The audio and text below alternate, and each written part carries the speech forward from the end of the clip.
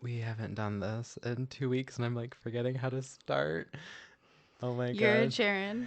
Hi, everybody. Welcome back to the podcast. This is my friend Jaron over here. His pronouns are he, him. And that's my friend Heather. And her pronouns are she, her. Oh, that was way too loud. Wow. And we are your hosts of Typically Divergent Podcast. Welcome back to the show, everybody. Welcome back. Welcome back. Heather, I've missed you so fucking much. I've missed you too. Did you have a nice week off?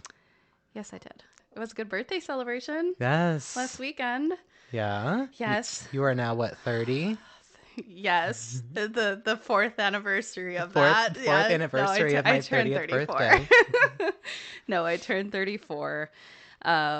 I shouldn't say that like it's a terrible thing. There's so much about us like acting like our lives are over after we turn 30, you know? But like I swear the recovery from like back pain and neck pain is so much worse now. I think society does that to us. It really does. You I know? think we put it on ourselves though, because I think it's a lot of people around our age that were like, oh my God, no, we're 30. We don't want to be old people. We're not ready for this. Like, I mean, I'm not ready for it, but is 30 really actually that old? I think it's a wonderful maturing age. Yes. Like when I was at the salon today, one of my newer clients was like, I forget, how old are you? And I was like 31. And of course, because everybody's older than me. Oh, so young. And you're like, oh, do I feel it? Yeah. And I'm like I agree. Yeah. But I also don't feel young. Not that I feel old, but I feel mature. And I think that when people I think it's my own problem when people are like, oh, you're so young, that I'm like assuming that you think I'm immature, but really like just chronologically I'm not old. So like, yeah, I'll agree with you on that one. Yeah. But like, I don't want to be where you're at right now. Yeah. Not you personally. Yeah. I don't want to be in my 60s. I mean, I'm enjoying my 30s. Yeah. I think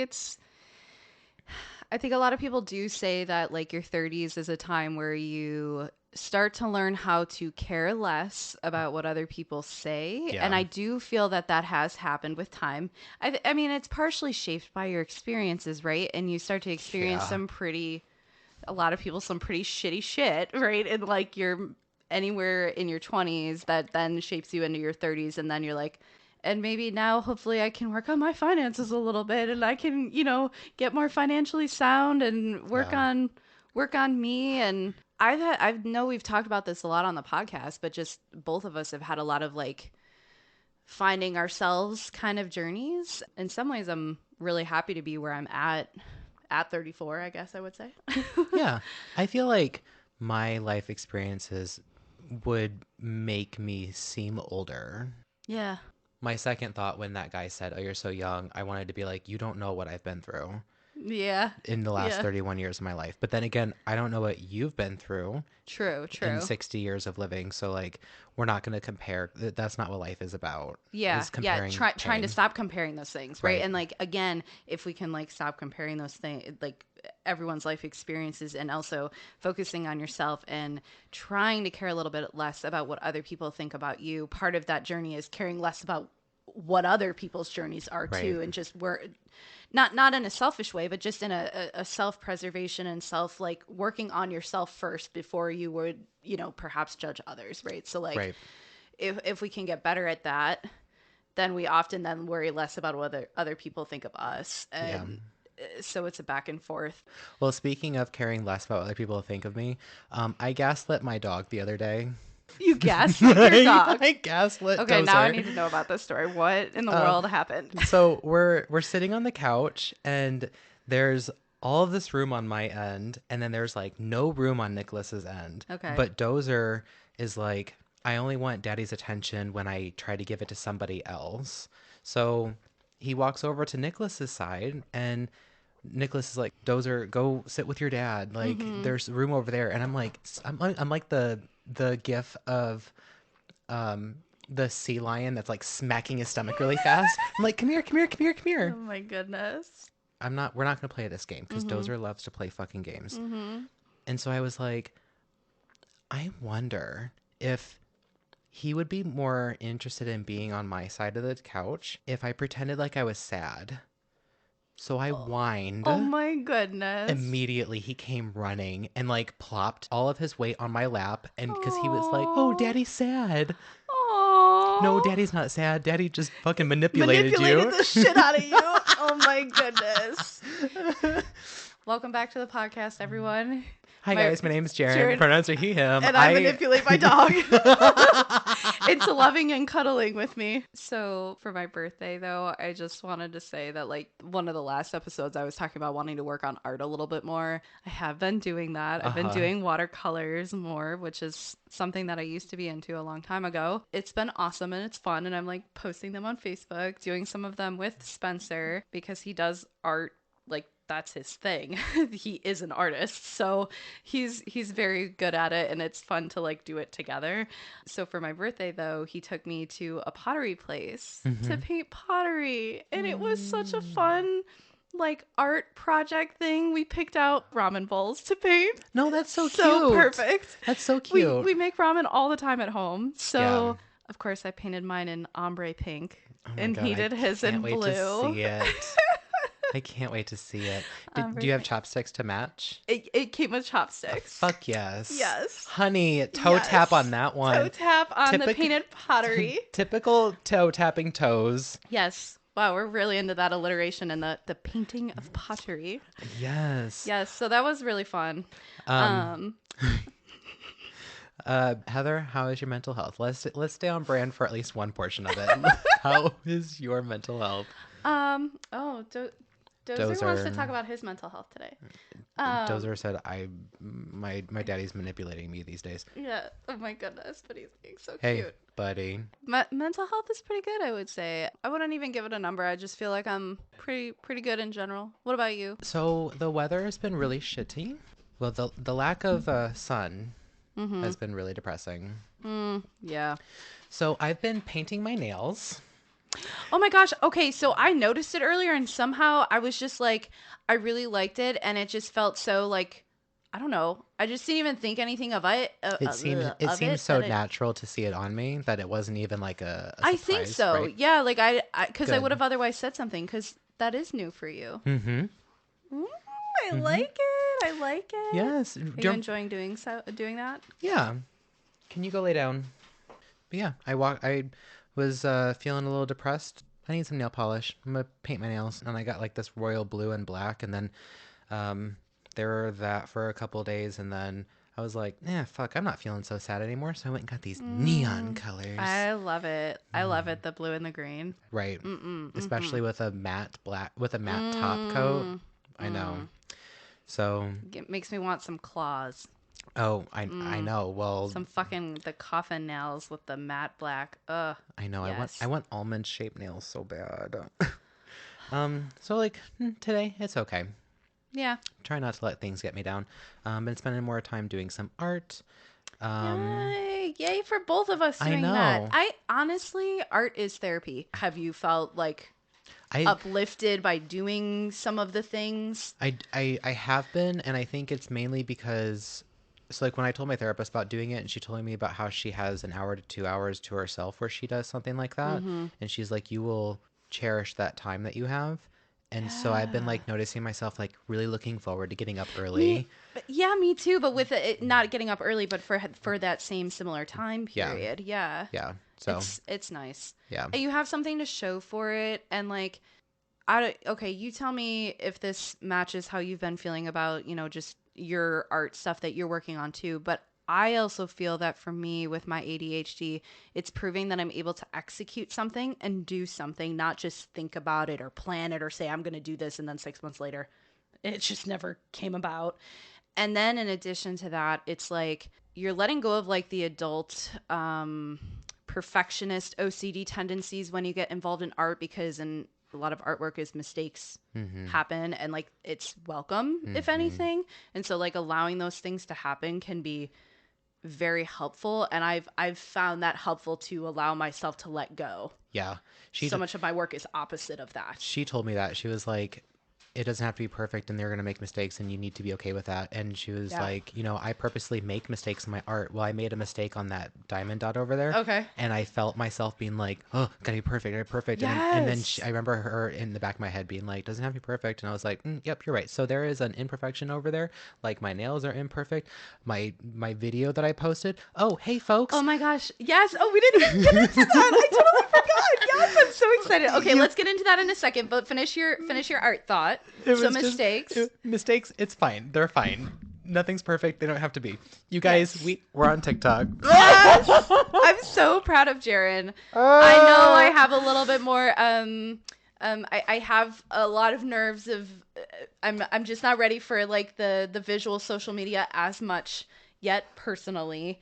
But I am so proud of you. I'm so excited that you did that. And your TikToks are really cute and they're really funny. Thank you. I really enjoy them. It's us in our podcast. Like I know you and like it's refreshing. It's fun. It brings a smile to my face. Well, thank you. Hey folks, you can now follow us on TikTok at Typically Divergent Pod. Yay. And I am posting a video. Because Typically Divergent podcast is too fucking long. I am posting a video every day to grow our audience for the show. Mm-hmm. And it has been very fun. Heather found out as a surprise. I wasn't going to tell her today, but she saw the video. I saw it because you know me on TikTok. Right. And she like sent me a bunch of stuff and I was like, girl, I'll have to respond to you later. I'm having a panic attack right now. And she was like, it's okay. You can take it down if you want to. And I was like straight up, I had to like have a conversation with little Jaron. And I was like, why are we nervous about this right now? And he said, because we never wanted to be on this app and the way that society makes fun of the people that are on this app and the way that you fell into that. So it was like, oh, now I was looking at myself like I used to look at the people that were so obsessed with it. Mm-hmm. So if you're from TikTok, welcome to our show. This is us. But it's been fun. The millennials who have gone on to TikTok we've accepted this, but to the millennials that haven't, I'm truly so sorry that Vines are no longer. I really loved Vines. Same. They were wonderful. They were amazing, but they no longer exist, right? And so like we have to eventually move forward as we do with all things that are no longer. Right. And like your closest comparison is as sad as it is to admit for some people, is TikTok. And it does get fun. If it starts to get too much, like you gotta make sure you don't like it all, right? Like so it doesn't show it to you all much. Like, but then I have tons of music stuff, there's fashion stuff. I like, oh my God, the funny shit that happens on that app is right. Well, it makes my day. I had a very long conversation with myself about downloading it, and then I downloaded it, and then I waited like 2 days before I created the account, and then I told Nicholas about it, and the way poor man, I was like, I just want to let you know I did something today I'm not proud of, but I have to tell you about it, and I like got him worked up, and then he was like, what did you do? And I was like, I downloaded TikTok. It's for the show, and that step where it's like, okay, now you have an account. What are you interested in? I backed out of that because something came up on my phone because ADHD. And then I went back into it. Mm-hmm. And then it was like, well, here's just some random videos. So if anything, it doesn't have any of my interests of the things that I want to see. So I'm not seeing stuff that's keeping me coming back. Good. Which is good for me because I don't want to be sucked into the app. I'm trying to have, it's a healthy way for me to have a boundary with it. Yeah. It can be a beneficial thing. It doesn't have to take over my life. Oh, absolutely. No, and it shouldn't, right? Like No. it can become unhealthy. I mean, any social media has in the past and can be unhealthy for certain people. We have to be careful. Like, right. It's, for me, I definitely admit it's an easy way to dissociate. So being okay with having some disassociation time is okay. That's what I've accepted for myself, so I'm not too hard on myself. Yeah. But I also want to make sure that I limit it, or say like, oh, okay, it's like I'm going to stop in 15 minutes. Mm-hmm. And then I stop and I move on. Like I note the time then. So the hard part is like you just want to make sure you're not losing track of time. And again, that could be with, someone who used to use Instagram all the time, whether they were an influencer themselves or they, perused on Instagram all the time. Yeah. It's the same kind of thing. Yeah. I'm proud of you and the TikTok, and that snow one was so cute. And you do a really good job at doing the, oh, welcome back with the head flip. Like, I, I've been such a fucking love it. diva since I was a kid. Did you draw a card for this week? I drew the Four of Pentacles upright.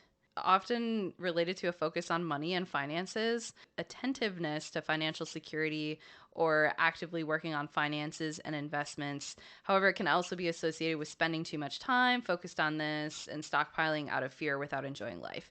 So basically, it's saying don't be too strict on the budgeting. It's also a reminder to maintain a healthy balance with money and living a good and enjoyable lifestyle. It was kind of weird because I'm like, oh, I didn't like pulling that because I don't tend to be a very materialistic person. I also don't like money in general, like in money issues. It can cause a lot of problems, right? In relationships with friends and different things like that. So I don't like it, but I also don't like to have to worry about it. I definitely, I think I have been worried about finances more lately, but I think a lot of people have too. So I think it's fitting.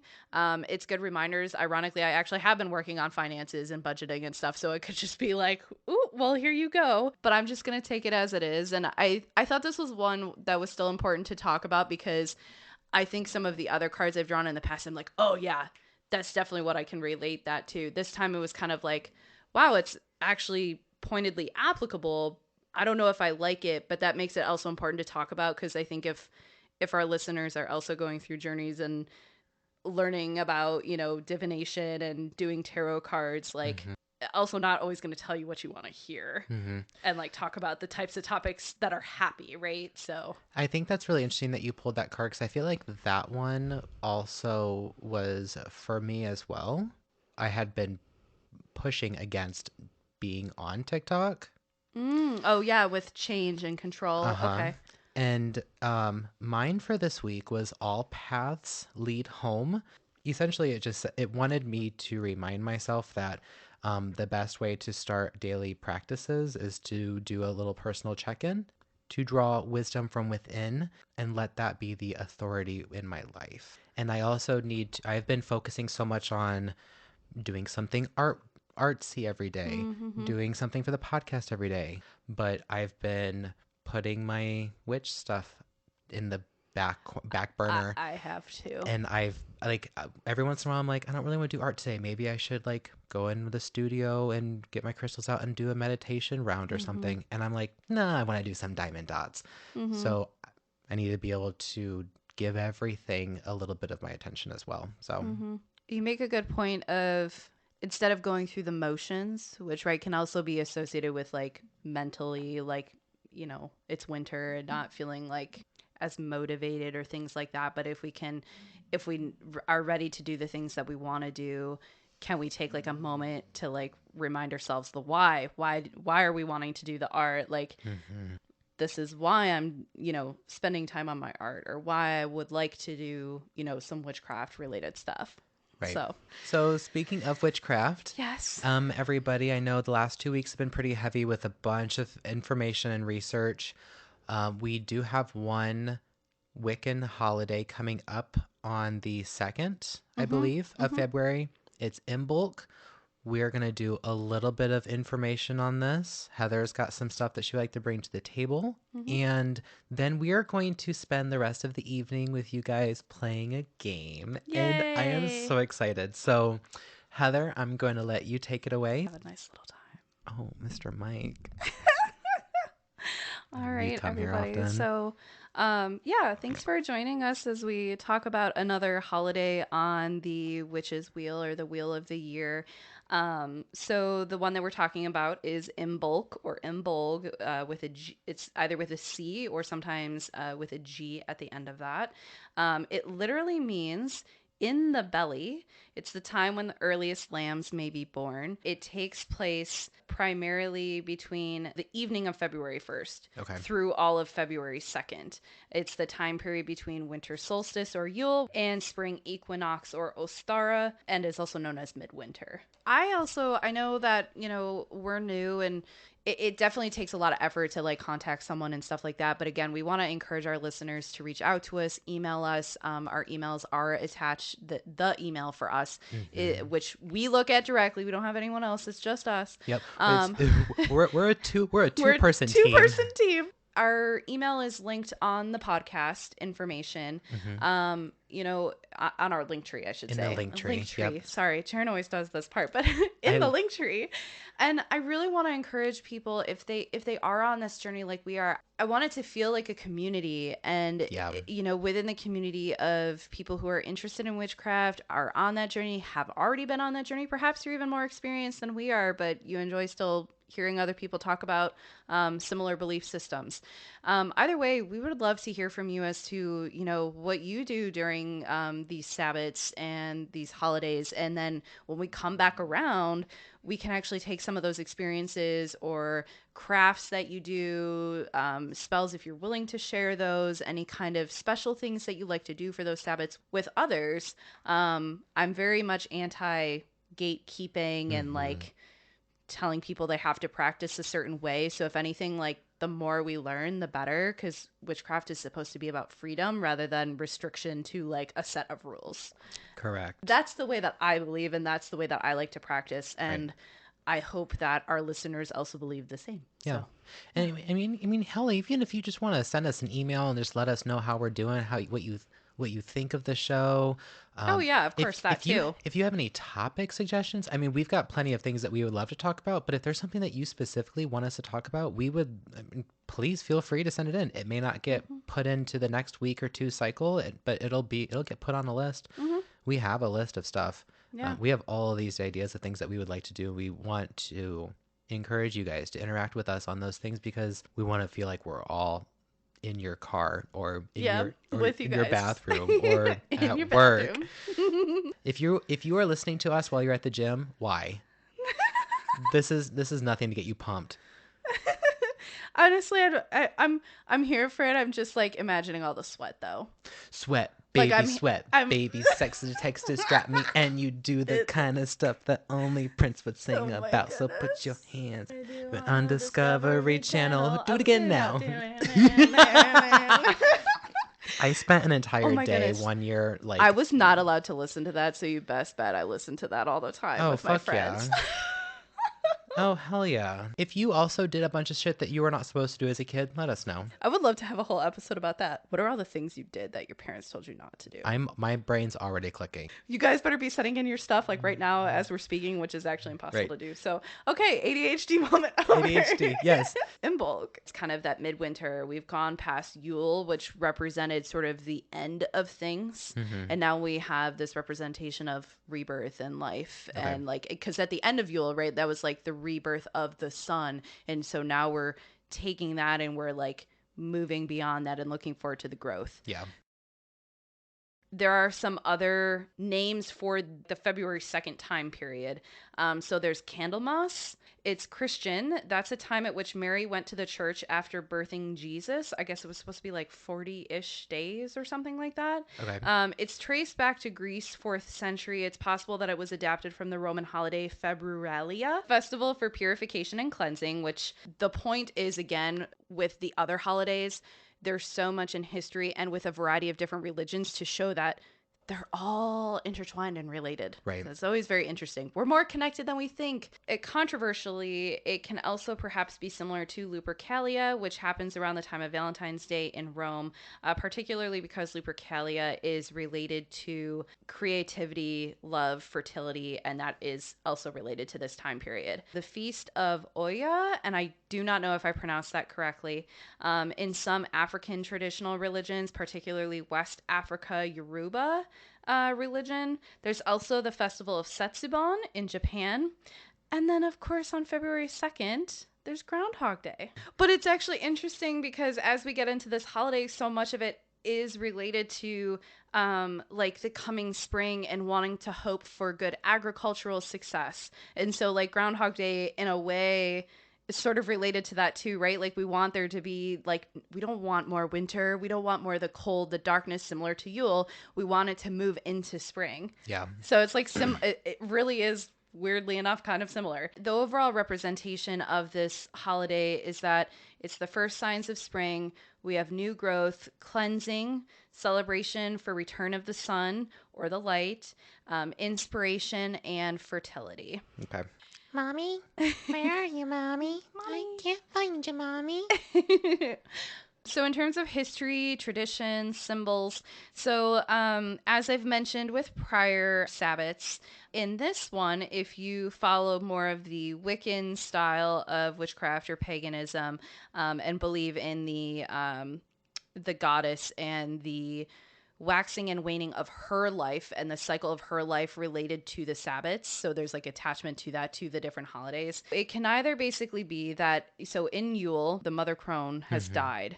Okay. And so now in Imbolc, the young goddess is born anew. Between this time and I believe the spring equinox, she potentially like becomes pregnant with life. Like it's like Mother Earth, like ready for life. Okay. And so there's like power in that and femininity in the aspect of, you know, becoming pregnant and all of these other aspects. It can also be representative, similar to the Virgin Mary with the Candlemas, and after like giving birth to the son, the time period, there's like a couple different interpretations of it. Okay. The way that I read it the most, though, is that she's in her young state. She's reborn as the young form of her, of the triple goddess, and is ready to start life anew. Okay. The most popular, widely known aspect of Imbolc, and where like the word Imbolc comes from, is more from Celtic, particularly Irish, but Irish and like the UK area, pre-actual Britain format, like the pagan practices. Okay. The Celtic celebration of Brigid, which literally means bright one. Different from the triple goddess that I just talked about, she is also a triple goddess, but she represents poetry, smithcraft, and healing. There were often special crosses made dedicated, yes, that's right, crosses in pagan traditions, pre-Christianity. Crosses were dedicated to Brigid. The cross from the prior year was kept up until that time, and then they burned the one from the last year to purify it. Okay. And I don't know if I'm pronouncing this correctly. If there's anyone from Ireland, please don't get mad at me. In Kildare or Kildare, it's in a part of Ireland, they have a town square where there is a perpetual or immortal flame that's kept lit and housed in a statue that pays homage to Brigid. Starting this year in 2023, I think Ireland is actually making Imbolc an official national holiday. Oh. Which I thought was kind of interesting, just because it's so well rooted in Celtic tradition. Good for you guys in Ireland. Yeah, I thought that was cool. Some other more Celtic things just to get through. A lot of symbolism of sun wheels to, again, represent the return of the sun, welcoming warmth back into one's life. And that could also be representative of the new start of the wheel of the year, because to a lot of people, Yule was the end of the year. And so like Imbolc is like the first celebration of the new year. Fertility charms, so making poppets out of so the little dollies out of wheat or corn husks, dressed as brides. The action of sweeping the home or cleaning the home to sweep away literally old energy and purify the home. Spring cleaning. Yes. Early spring cleaning. Yay, everyone clean. Clean your motherfucking house. Yes. Getting into some of the non-Celtic and getting away from Europe. I mentioned earlier, this is also a time for the Feast of Oya. Oya is the Orisha of flux and change. Orisha is a divine spirit or deity. She represents death and rebirth. She lives at the cemetery gate, and she is said to help dying children live because part of her story includes being the mother of 9 stillborns. So she is also known as the mother of 9. That's so sad. But from like a positive standpoint, she's often a deity that's known to be almost like heartwarming or having a lot of empathy towards parents. And so when there are children that are very sick or newborns that are at risk of dying, she is said to help that baby to get better and to continue living. Somewhat similar, there's the Feast of Maman Brigit. It's the powerful deity of the dead and the foremother dedicated to justice and wisdom. And again, that is a Haitian deity. Okay. And then we have the Setsuban festival in Japan. This is a Shinto tradition. It's more so on February 3rd, but it's somewhat similar timing. It's known as the bean throwing festival. Sorry, I was thinking of like flicking beans. Well, Jaron. Ring, ding, ding, ding, ding, ding, ding. What do you know about that? I don't know anything about flicking beans, but I have. This is gonna get cut out. I did have a dream recently about a threesome that I had with a man and a woman. Wow, interesting. They didn't give me a bib or anything. Oh my goodness. Didn't even give me a fork. Like, what the fuck am I supposed to do with that? You should keep that at the podcast. No, because I haven't told Nicholas about it. I'm sorry, but that's really funny. That's pretty great. I know. So the Setsuban Festival is also known as the Bean Throwing Festival. And you basically will throw soybeans into the home or partake in doing so in a temple to cleanse the home of evil spirits. And it also represents, similarly to these other festivals, the transition out of winter and into spring. It's celebrated in different formats around the world. Beautiful.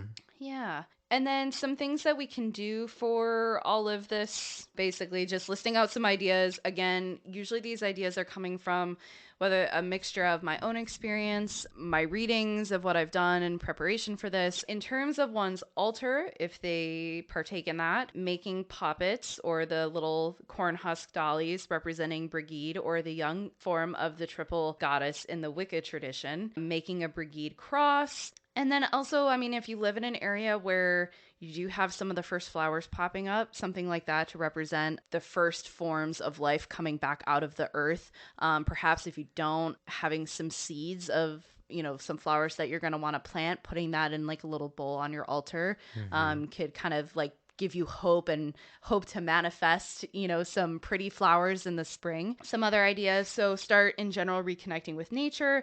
Maybe you have a garden, so planning for that garden during this time period or on this day. Maybe you want to go and buy your seeds, depending on the timing of everything.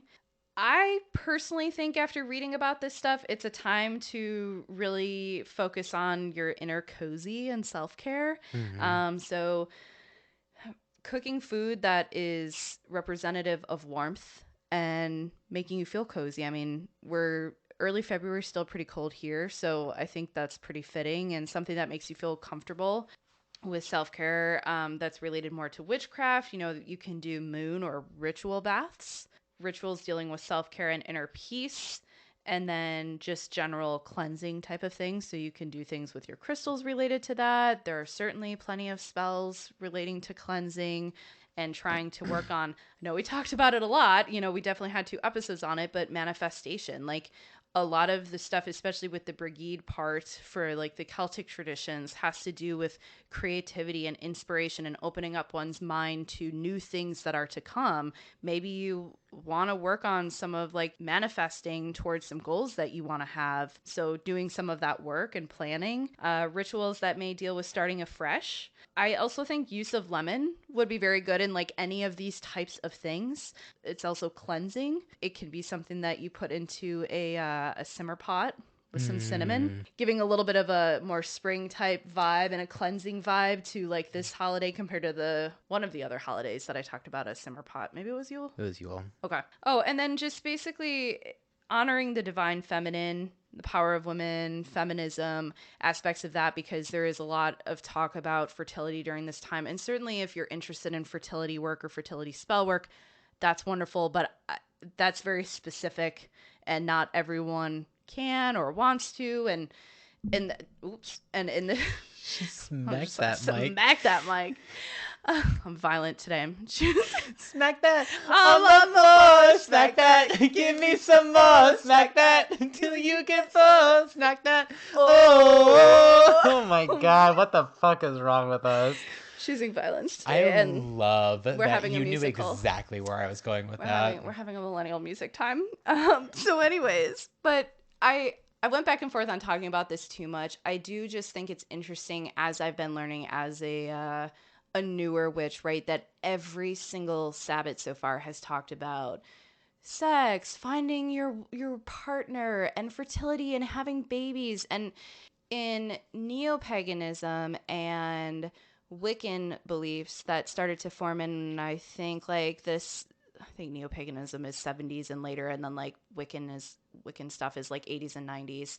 there's a lot more like empowerment and honoring like the divine feminine, and like kind of that saying that God doesn't have to be male. God is also female, or could be multiple, right? Different deities of all different genders, and or not a gender at all, right? And but there's this focus on like Mother Earth and all that she gives and provides, and the cycle of femininity with being able to provide life. At the same time, that has been used to oppress women throughout history. Talking about paganism a lot, there's also dark sides to paganism. And just like any other culture in history, it's not just Christianity, it's other religions too, including paganism, that these types of things were also used to tell women that this is the cycle in which you are to live your life. Yeah.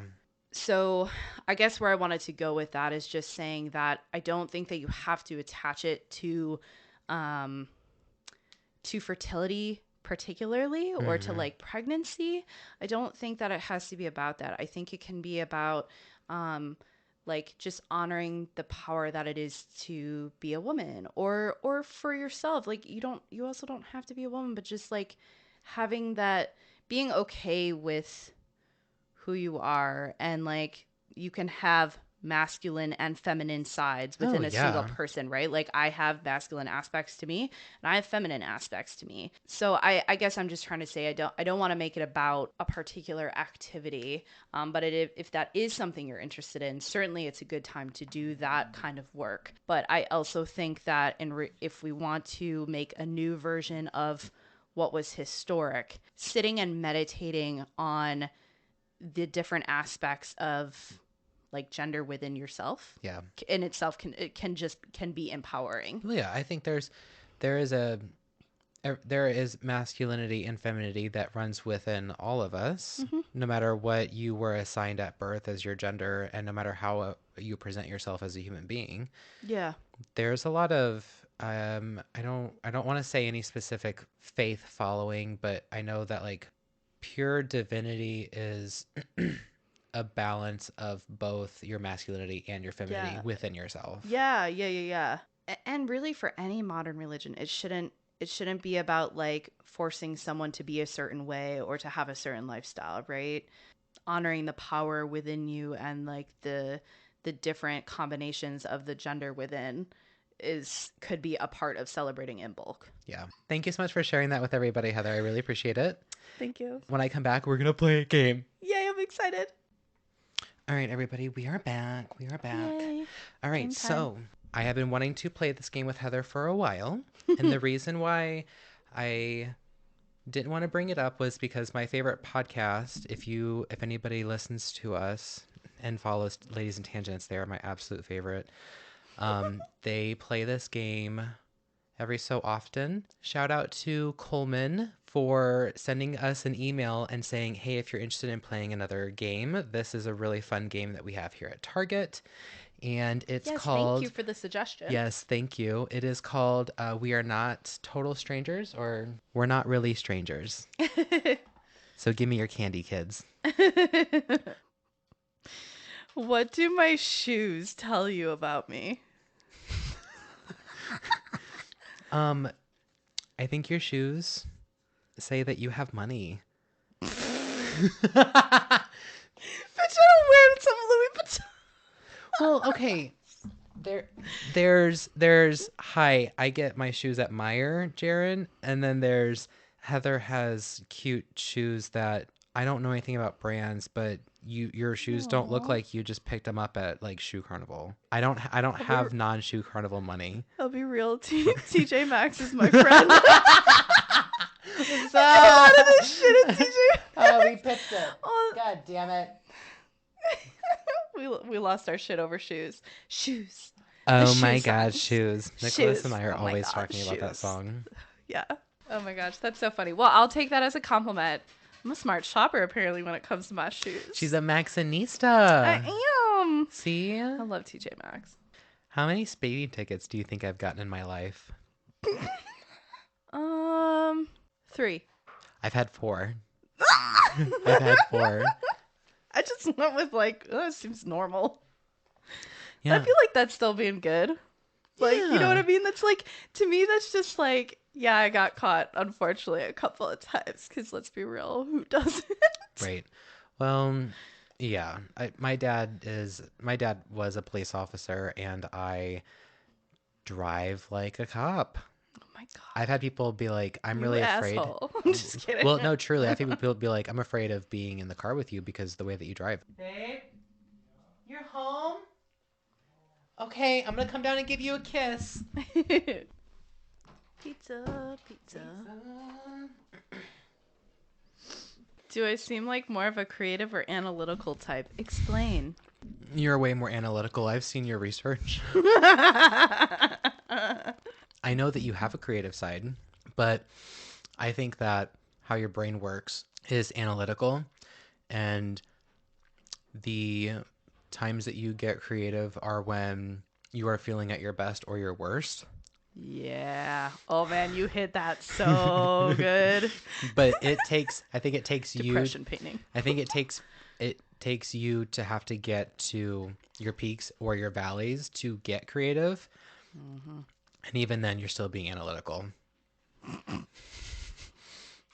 I'm like rationalizing about it and thinking about it on a higher level, like, yes, like literally everything is like philosophizing about something. Like I just, yeah. Did I get it on the dot? Yeah, you did. I love you. I got it on the dot. And it's like, it's funny because the reason why I'm like, oh, why? Is because it's like I'm an analytical person who wishes they could be creative because the analytical aspects of me sometimes go like, they drive me nuts. Yeah. Like, and that is truly the ADHD. So like as a disease state, that is definitely a part of it.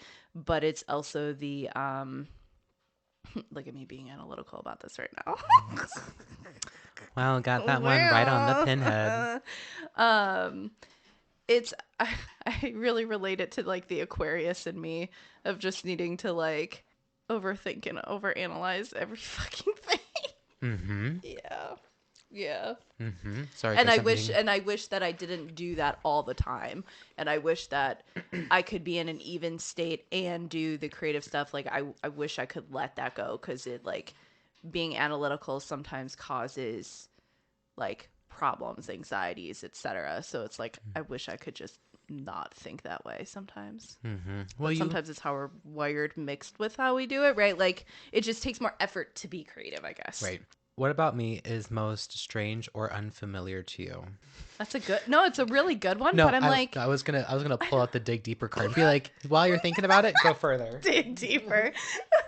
I bond with you on our mutual weirdness. Mm-hmm. Just like nothing that like feels strange to me. The strange if anything, like any kind of strangeness intrigues me. Like what. Look at me overanalyzing it. Well, okay, like I guess it would be strange just because I don't experience it, but I still have an understanding of it. Would be your ability to see other timelines and to transition into that kind of state of being. Because I have not ever been able to achieve that. I don't know if I ever will be able to, but I am highly interested in it, and I really enjoy when you talk to me about it. But I guess it's just strange because I can't see it for myself. Yeah, well, so. It's really hard for me to express those things to other people because I know that the world would see me as being strange. Yeah. And it's like, how do I explain to somebody like this is what I saw? How can I get other people to see it too? Mm-hmm. You know, I would like to one day hopefully be able to get other people to see the world through the similar experienced eyes that I do, but I don't know how to get people to unlock that within themselves. Yeah. Also, folks, I apologize. I don't know if that sound is getting recorded on the podcast or not, but it's like I spent all this money on this equipment, and I think I'm gonna have to take it to Sweetwater. Do you think I've ever checked an ex's phone for evidence? Yes. We're millennials. We've all done it. When I was in my first marriage, I like prided myself on not being that type of person and not being like invasive.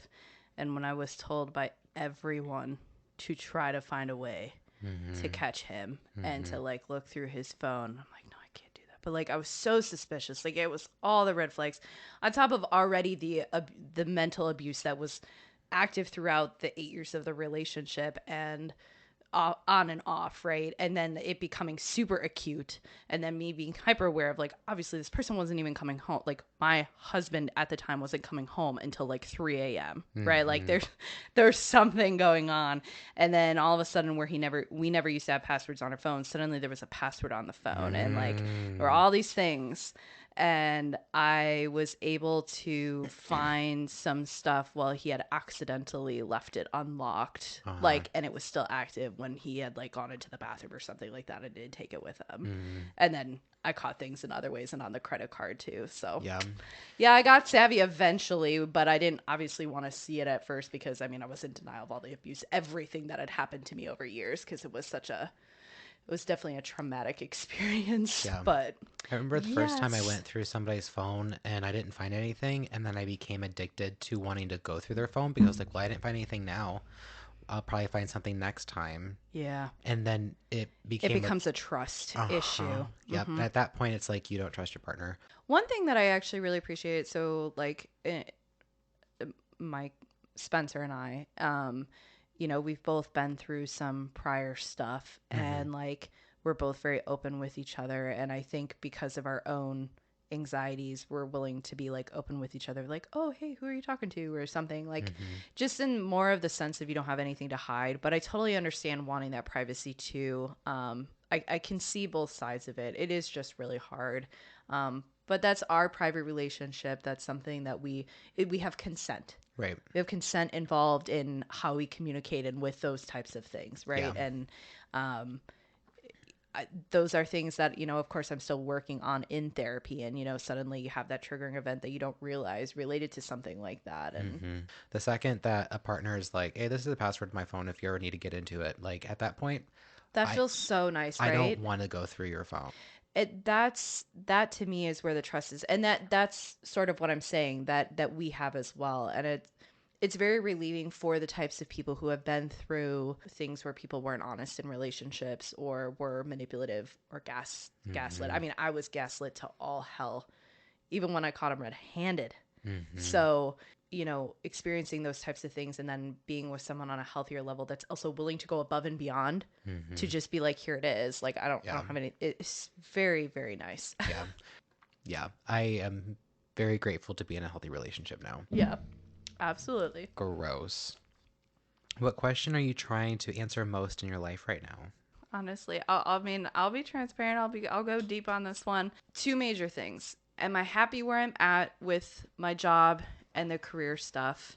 Willing enough to be like, I can finally say that I feel safe enough to truly settle here and say, okay, let me start working on the house. Like, I feel like this is going to be permanent, or am I going to like within another year or so look for another job because things are still so chaotic and I can't get to where I want to be. I'm leaning towards, I think this could be the place.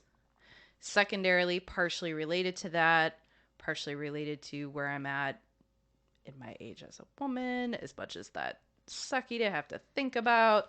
And, you know, just discussions with my husband and everything else is like just the whole kid talk. And it's become more of a bigger ethical discussion about having kids nowadays. And it's definitely a thing with millennials and Gen Z that I keep seeing come around. Like, it's not just me, like us as a generation, us as like, and the Gen Zers are really having to think about additional factors when it comes to having kids, like financially, environmentally, all that other stuff that I don't want to get into to get like super deep on it, but just thinking about those things and trying to figure out what we want. What is a dream you've let go of? Having kids. I would tell people I want to have at least one kid by the time I'm 30, and when I am at my birthday dinner table for my 30th birthday, and if I don't have a child at the table, then I don't want any. And I have hit that point where I'm past 30. And also realize that I don't want kids. I don't want kids of my own. And I was once called selfish by an older woman because I told her that I was too selfish to have kids, because I was like, I'm more concerned about myself than trying to raise somebody into this world. And she's like, that's being selfish. And I was like, actually, I think it's a little selfless because I'm not bringing a kid into this world knowing that I'm not ready to have it. I would be more suited for like a nonprofit organization here in Fort Wayne reaches out and says, we have a teenager who is just kicked out of their home because they're trans or they're queer. Mm-hmm. They need a safe place to live until they can get things situated. I would like to be that halfway house That would be really for cool. queer kids. That would be really cool. Yeah.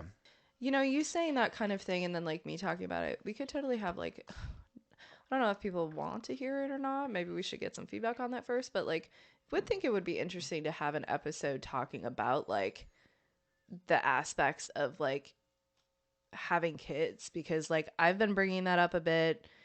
I didn't realize that you had some of those like similar like thoughts. The thought process that you had is the exact thing that I'm talking about, and we're not alone in that. Like I have seen that in a lot of social media, different things, and people bringing up that conversation a lot. I don't know. Let us know if that's something that interests you, having that conversation. Yeah. It's very interesting. I appreciate you sharing that. Yeah, for sure. Thanks. Do you think the image you have of yourself matches the image people see you as? No.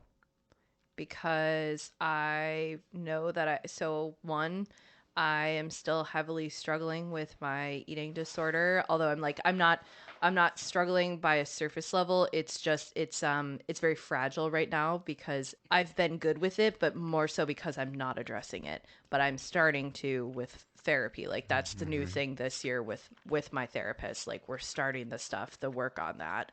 Like I literally look in the mirror and like I know that if it hits, this is the weirdest thing because I actually do cycle in and out of it, is that I could go one day and look in the mirror and be like, why do I look so different? It's like I've noticed the body dysmorphia than what I thought I looked like, 2 months ago.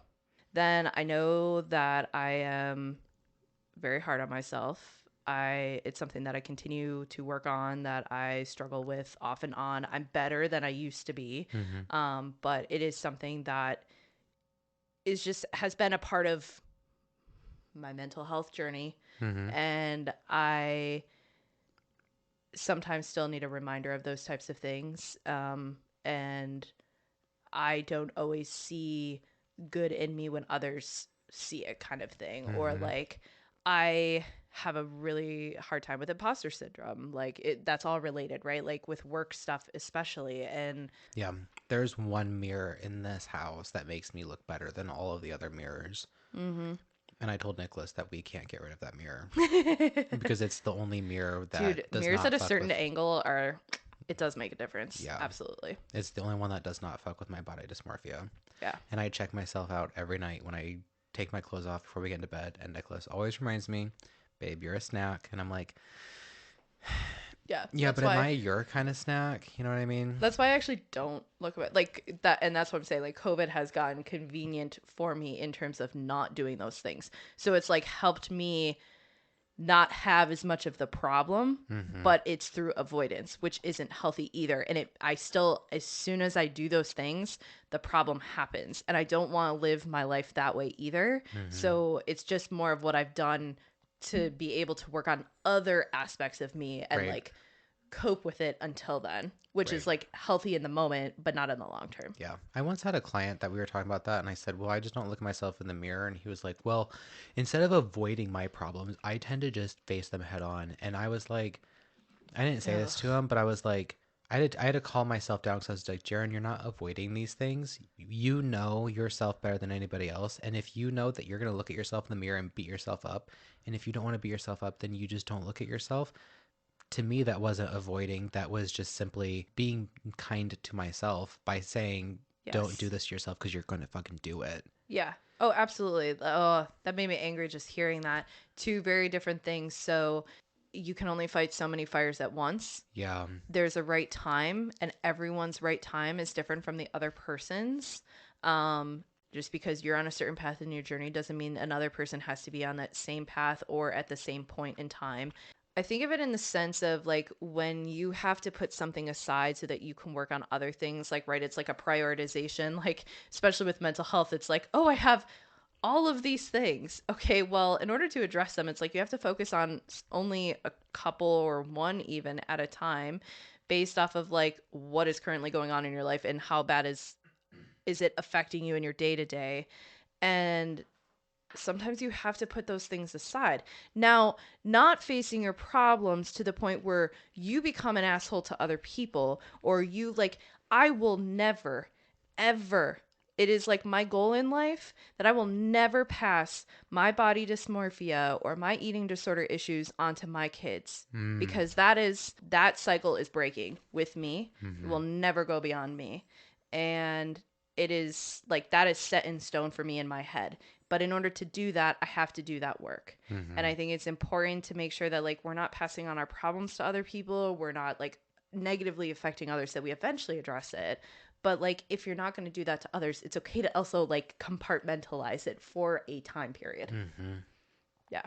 Yeah. Man, these questions are getting deep. Well, we're only on level 2. This is the connection level. Damn. This wild card says admit something.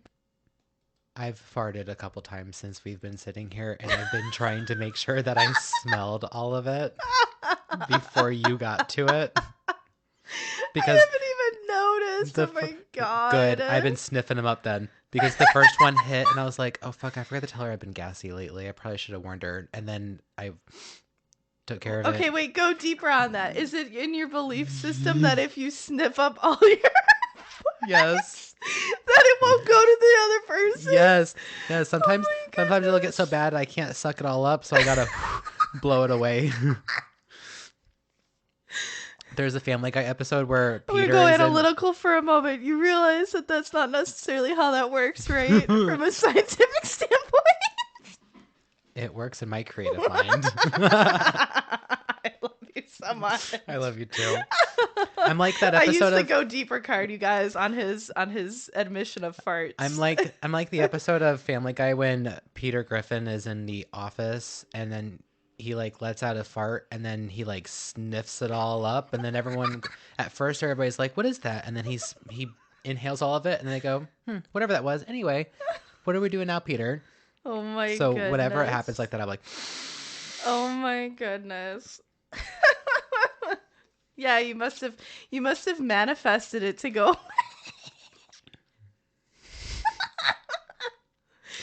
when was the last time you surprised yourself? I would say with my art stuff that I've been doing. Like, I surprised myself by like finally doing it. Like, I mean, it's been years that I've been wanting to get back into it. Now I am. And it's been a habit. Like, I've been doing multiple watercolor projects. And I've surprised myself in seeing a product that I actually like in the end too. Not that I'm like, I don't feel hard on myself. I genuinely actually like it. I'm proud of it, even if it's not perfect. And like, I actually want to share it with people and be like, look what I did. Your most recent one with you and Spencer, not that I know whose art style is whose, but I couldn't tell like who did which one. You know, I was like, all right, like which one looks like Heather did it, which one looked like Spencer did it. And I couldn't tell because they were both similar and different in their own ways, that it was like equally both very beautiful pieces. Thank you. You're welcome. Thank you. And like, even though, so, you know, Spencer's an artist, but he does digital artwork and more, he does sketches and line work and also on paper sketches and line work. Watercolor is not one of his mediums that he's used to either. So he's actually working outside of his creative box that he's used to too. So like, we're both learning different techniques and having a fun time with like, even just like mixing paint to get different colors is like part of the art form, and it's been really fun. What is a compliment you wish you received more frequently? That my dick was big.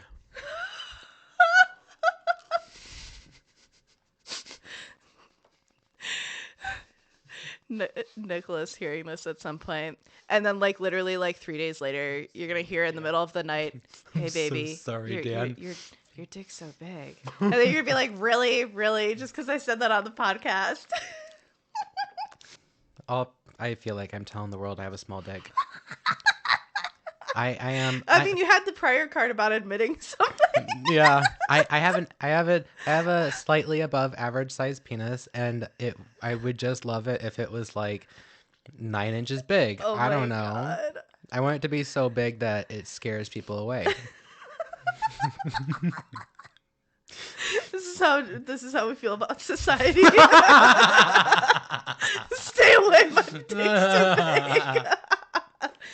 I mean, you could just like do that with your energy, like big dick energy.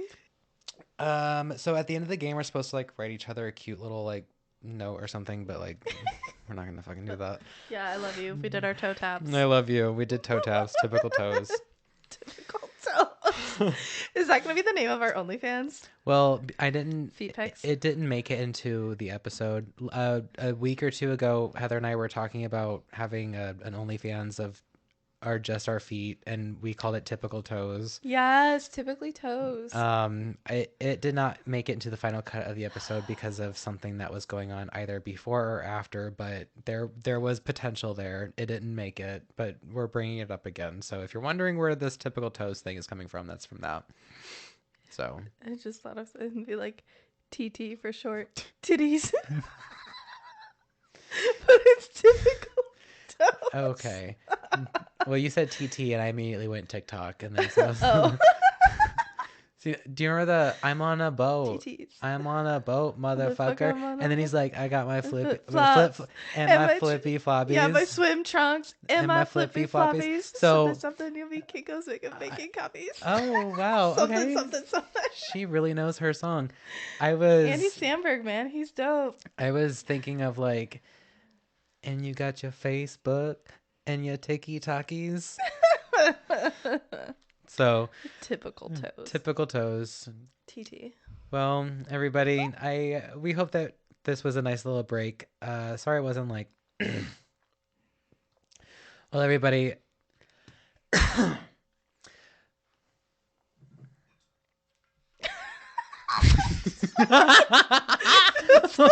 You're looking at me like, bitch, are we done yet? Are we done? It was your face like, that was giving me that energy too. With like puppy eyes, like, yeah, we're done.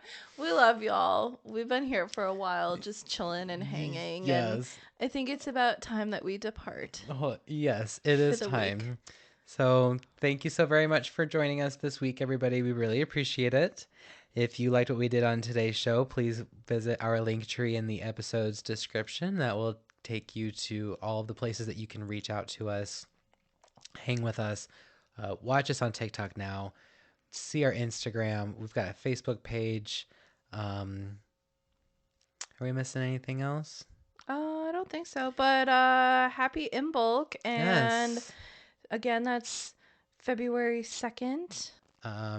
There's that damn sound again. All right. Well, hopefully that didn't get put into the episode. We love you guys. Thank you so much for joining. Next week we've got another little something coming up, and then the week after that we've got a little special something as well. So be on the lookout for those, and please tell your friends and download our episodes. And yeah, okay. We're gonna go. Love you guys. Love you guys, and this is us signing out. Bye. Bye.